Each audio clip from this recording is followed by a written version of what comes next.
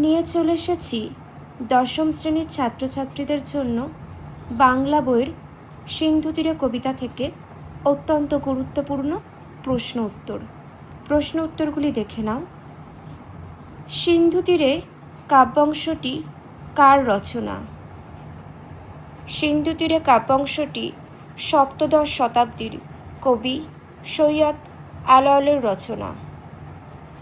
পরের প্রশ্নটি দেখো, কবি সৈয়দ আলাওল কোন রাজসভার পৃষ্ঠপোষকতা লাভ করেন? দেখো, কবি সৈয়দ আলাওল আরাকান রাজসভার পৃষ্ঠপোষকতা লাভ করেন। পরের প্রশ্ন, সিন্ধু তীরে কাব্যাংশটি কোন কাব্যগ্রন্থের অন্তর্গত? কবি সৈয়দ আলাওলের রচিত সিন্ধু তীরে কাব্যাংশটি পদ্মাবতী কাব্যগ্রন্থের অন্তর্গত।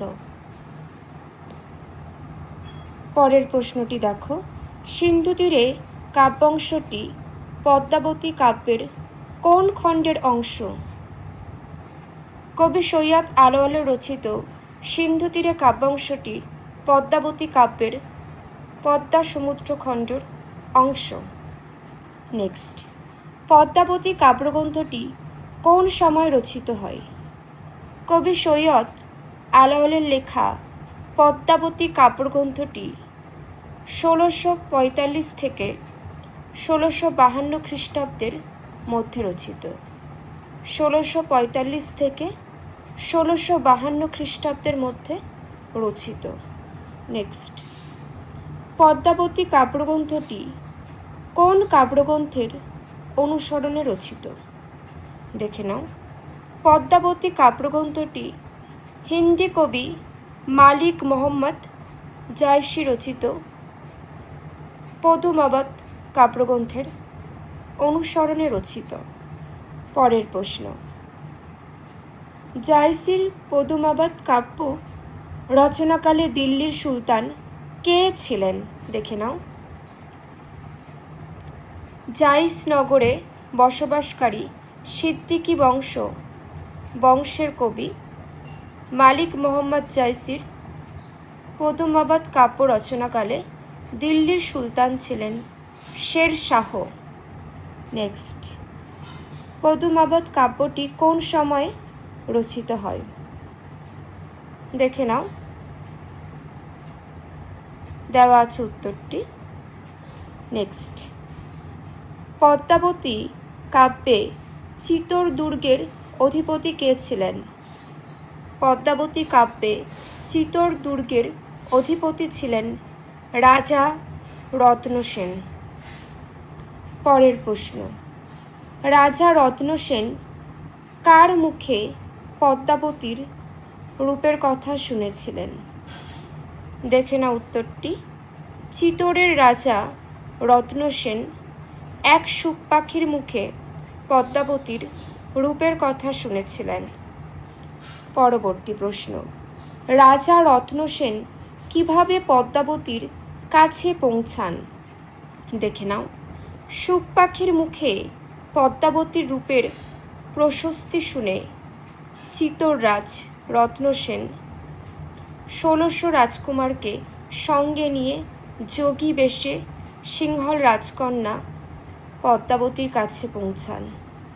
পরের প্রশ্ন, সিংহলে যাত্রাকালে কে রত্নসেনকে সাহায্য করেছিলেন? দেখে নাও।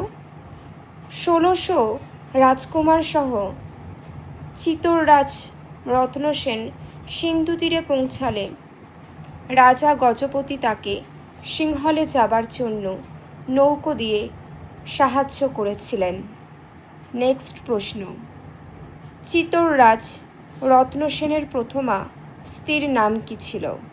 চিতোররাজ রত্নসেনের প্রথমা স্ত্রীর নাম ছিল নাগমতী। পরের প্রশ্নটি দেখো, আরাকান রাজ্যটি কোথায় অবস্থিত?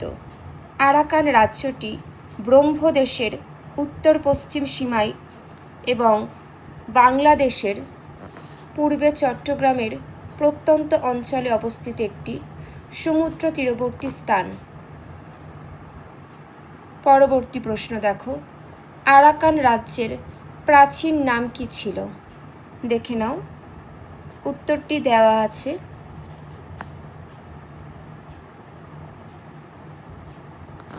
পরবর্তী প্রশ্ন, আরাকানের অধিবাসী মগেরা কোন ধর্মাবলম্বী ছিলেন? কোন ধর্মের ছিলেন? দেখে নাও, আরাকানের অধিবাসী মগেরা বৌদ্ধ ধর্মের ছিলেন। নেক্সট, আলাওল কোন রাজার রাজত্বকালে আরাকানে ছিলেন? সপ্তদশ শতাব্দীর কবি সৈয়দ আলাওল। দেখে নাও, পুরো উত্তরটি দেওয়া আছে, পুরো উত্তরটি দেখে নাও তোমরা। নেক্সট, আরাকানে কার রাজত্বকালে আলাওল তার পদ্মাবতী কাব্যটি রচনা করেন? দেখে নাও উত্তরটি। আরাকানে থদোমিন্তারের রাজত্বকালে কবি সৈয়দ আলাওল তার পদ্মাবতী কাব্যটি রচনা করেন। নেক্সট, আলাওলের পদ্মাবতী কাব্যের মূল কাহিনী কয়টি? দেখে নাও, উত্তরটি সম্পূর্ণভাবে দেখে নাও। নেক্সট, পদ্মাবতী কাব্যে সিংহল রাজকন্যা পদ্মাবতীর প্রিয় সুখ পাখিটির নাম কী ছিল? খুবই গুরুত্বপূর্ণ প্রশ্ন। পদ্মাবতী কাব্যে সিংহল রাজকন্যা পদ্মাবতীর প্রিয় সুখ পাখিটির নাম ছিল হীরামন। নেক্সট, পদ্মাবতীর পিতার নাম কী ছিল? দেখে নাও, গন্ধর্ব সেন। এখানেই শেষ করছি, কারোর কোনো মন্তব্য থাকলে জানাবে।